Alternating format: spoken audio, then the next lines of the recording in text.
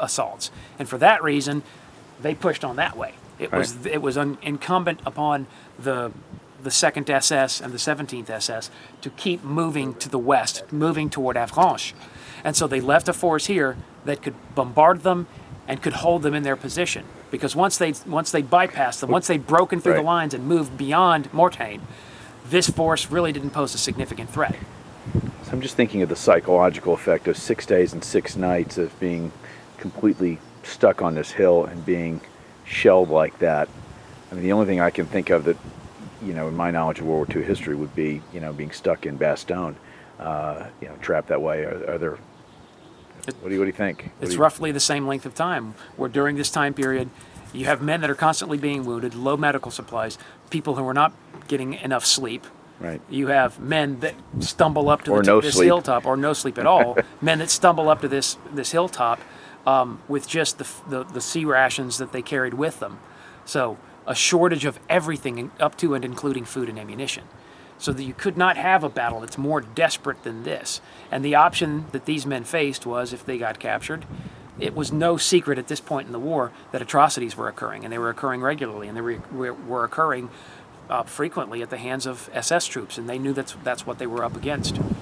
And how is it that given the realities of this battle and how, all the dynamics you just described, coupled with the fact that General Omar Bradley referred to it as one of those epic battles of World War II, how come I never heard of it until today? And on a relative basis, I consider myself somewhat educated on this stuff. Well, you're more than somewhat educated, but there's a bigger problem. And the bigger problem is that there's so much combat, particularly in the European theater during World War II, that we reach a point, I think, of overexposure. That we hear too many foreign place names. We hear about too many battles that are desperate fights. We hear about too many last stands that are heroic or tragic. We hear about too much, and you literally reach a position of having to devote a lifetime to organize all the facts of action over a very, very broad geographical area over a period of a year. If you consider that combat in northwestern Europe in World War II really starts with D-Day and ends with VE Day. So you get a period of over a year where our forces are constantly locked in combat with enemy forces, and that produces a great deal of combat. You hear D-Day and Battle of the Bulge. That's about it. Right. And in fact, there's this process of what I call reductionism going on, and that is that when people are taught about it, they're taught the hits. They get the oldies. They get D-Day, Pearl Harbor, the atomic bombs. They are taught these vignette subjects that don't even begin to approach the scope and reality of this conflict, which is what concerns me so much about the way that World War II is going to be taught in the future, because this is such a monstrously important subject. It tells us a lot about how we deal with political situations, political extremity, but in addition to that, it tells us a lot about what the American people are made of and what American people can do when faced with a crisis situation.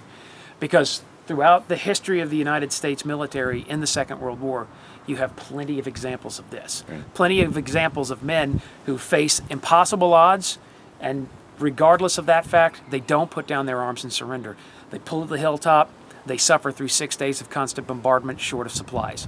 You have lots of success stories like that, like what happens here on top of Hill 314 above Mortain. You have plenty of those, so many of those examples that as six decades become seven, it's how do you keep track of all of it? So I'll film a little bit when we go to the other side of this chapel, so we can see a little bit more of the topography and the terrain on top of this hill. How is it, though, that this chapel built in the 11th century? 12th century. 12th century. How did it not get destroyed? Well, it's heavily damaged during the bombardment and then rebuilt in the aftermath of the war. Gotcha. Okay. That's why this hilltop is referred to as Le Petit Chapelle.